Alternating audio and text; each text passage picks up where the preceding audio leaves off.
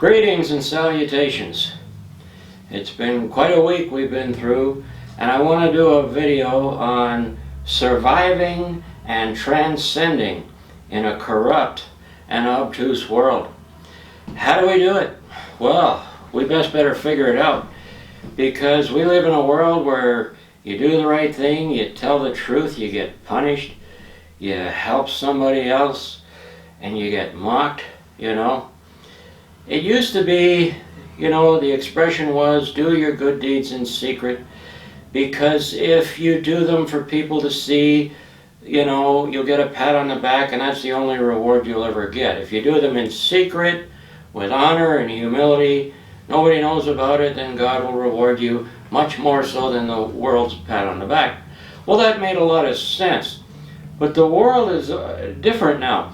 If you go out and do something kind for somebody else, if you're living in the United States and there's a war veteran, half the veterans are living in cardboard boxes, that's their reward for laying down their lives for their nation. Such is the upside down nature of society. If you go and help some guy who was blinded in Iraq and he's living in a cardboard box because the government doesn't give a damn if he lives or dies, and it costs you $500 of your money and 40 hours of your time over a period of a month to get him into subsidized housing, if people find out you did that, instead of giving you a pat on the back, I tell you what, they'll mock you. They'll mock you and they'll punish you for doing it. It's hard to understand why. Somehow the human ego has degraded to a level where people have become so bad that if they see you do anything good at all, maybe it reminds them of the fact that they're no good, but for whatever reason they will punish you. So I would say whatever good deeds you do, and I'm sure you do many, do them in secret. Do them in secret, because this world will punish you for telling the truth, and it won't just mock you for helping others. I tell you, it'll give you a swift kick, and it'll come from a source you never would have guessed.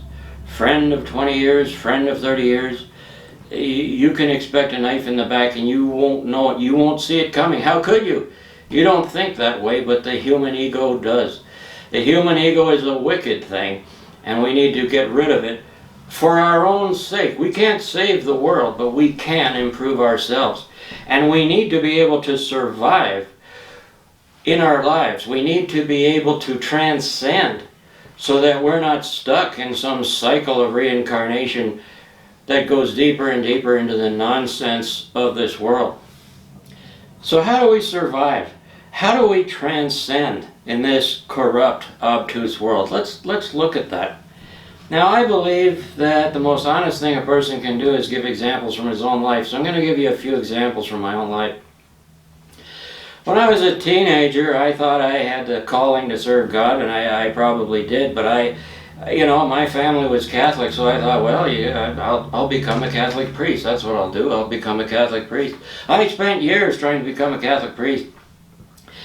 But there were things I didn't know, and 99% of Catholics don't know. They have this idea that all grace descends from God through the Pope, through the bishops, is dispensed through the sacraments. And as a priest, you have to trust the opinion of your bishop, more so than you trust your own relationship with God. You have to trust that the bishop speaks for God. Don't focus on God directly, because you have to put the bishop's opinion higher than God. You have to love the church more than God, because the church is God's gift to you. And if you love God, you have to show that by loving the church. Well, had I heard that nonsense before, I would never have applied for the priesthood in the first place. There's no way I would ever put the church or anything ahead of God. That's not what I believed. Even as a small child, I always knew God is number one, other things come after. I understood that, and I thought the church did too.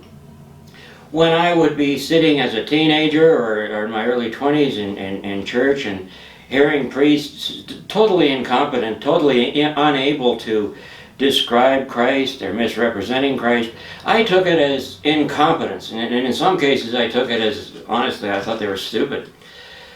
I thought, somebody's got to be able to go in there and explain this, because obviously they're not doing it. So I thought, okay, I'll go in there and I'll do it.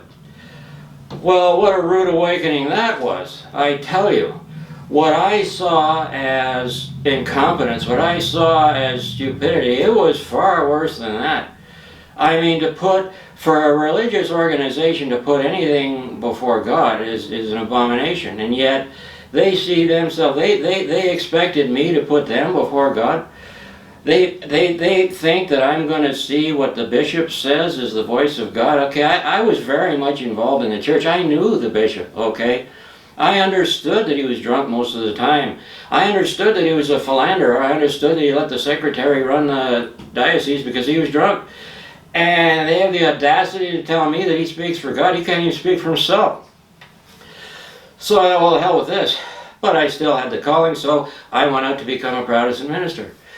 So I went to Bible college, and you know, sometimes life seems like one disappointment after another. The Bible was just another textbook. The idea was to build up your organization. You had to put your organization first. If they can't trust you to build your organization, your denomination is an organization, and you're competing with other organizations. It's like Ford competing with Chrysler and GM.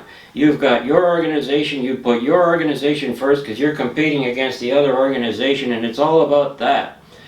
And it's not about God, it's about that, okay? So that was not what I wanted. So I thought, well, the hell with this. But I still had my calling. So myself and a friend, we started an independent church. We did that for 10 years. Okay, we did a lot of things. We bent over backwards to help a lot of people. But again, another disappointment. We would bend over backwards to help people in all kinds of different ways, share the truth in the most beautiful ways, and they were very grateful, true. But inevitably, they would leave our little church to go to one of these big super churches with the live music because the human ego wants to be seen. Just like they wanted to be seen in fine restaurants, they wanted to be seen in the big church. They were grateful for our help, but they preferred the big false churches. So there's a futility about doing good. And sometimes you feel like, am I doing this for nothing? You know, I'm telling the truth. I'm being kind. I think I'm doing everything right. And yet I look at this world and everything is upside down. If there's a false church that's big and beautiful and rewarded by the world because it's false, and then people want to go there, isn't that upside down? Well, we live in a world that's very upside down. You know, the intellectuals refer to upside down as obtuse. When they want to call something upside down, corrupt and stupid, they call it obtuse. Well, our world is obtuse. Oh my God, this world is obtuse. So how do you survive? How do you survive? How do you transcend in a world that'll punish you for telling the truth and that'll mock all the kindness that you ever do? How do you do that? I mean, seriously, how do you do that? Okay, first of all, I want you to know that when you look at the world and it looks upside down, but you're the only one that can see that it's upside down, okay, you're not crazy and you're not alone, okay? I see it, you see it, others see it. We need to share the fact that we can see it. It's not us, all right? It's the world is upside down. Now, I could give other examples of this, and maybe I'll throw one in. We're seeing how Tulsi Gabbard worked for the Democratic Party, told the truth, did good things. Look at what happened to her. If you're a corrupt politician, what do? You go right to the top. They praise you in the media. Companies give you money. I mean, I think back in the day when Henry Kissinger came up with the idea that if we want to disable the Soviet Union, we should fund the Mujahideen in Afghanistan. We should fund all these Muslim terrorists. We should fund them, train them, equip them. Because the Soviet Union was about 45% Muslim, and creating instability inside the Soviet Union, funding terrorism outside the Soviet Union, this would make it a lot harder for the Soviets. So the Mujahideen was funded and trained by the CIA. Alexander Haig was a big part of that. He was Reagan's man. This developed over a period of years. Funding the Mujahideen, this developed into Al-Qaeda, that was the military branch. Then the Taliban was the political branch in Afghanistan, and they worked for the CIA. They worked for the United States, you know, and they kept working for the United States. When the Iraqi military was disbanded after the Iraqi war, the military experts said, what are you doing? This is going to create all kinds of chaos and problems. There's no social safety net in Iraq. What are these guys going to do? Well, the CIA knew what they were going to do. They formed ISIS. They formed al-Nusra, and they worked on behalf of U.S. foreign policy. 95% of the terrorism in the world is as a result of U.S. foreign policy and on behalf of the U.S., funded by Saudi Arabia. So when you have American politicians pointing at other countries like Iran, saying Iran is bad, they're not a democracy, they support terrorism. Have you got any idea how hypocritical that is? You know, have you got any idea? Iran was a democracy until 1953, when the CIA, with a coup, put the Shah of Iran into power. He was a brutal dictator. They lost their freedom at that point. Okay, they had a revolution and took over their own country in '79. They've been attacked brutally by the United States ever since. The United States can't stand it. They will destroy democracy in the name of democracy. They will destroy a nation like Libya. Libya used to have the highest standard of living in the Middle East. They had a social safety net. Gaddafi, say what you want about him, he gave more to his people than anybody else. Now Libya is a failed state. Now they are in absolute poverty. Now ISIS rules most of Libya, and that's fine with the State Department. ISIS basically works for the State Department, right? The world is upside down. They have slave markets in Libya now. Well, Gaddafi didn't let American companies do business there, so that was bad. Now American companies can do whatever they want, so that's good. They think Libya is good just the way it is now. Bad before, good now. Slave markets are no problem. Half the people dead, no problem. Failed state, who cares? Companies can do what they want, and that's been the only thing that mattered. The United States has never gone to war once in its history for the right reasons. It's always been for money, and it still is. But people need to know that. And when you know that, you feel bad. So a lot of people don't want to think about it. Everything is upside down.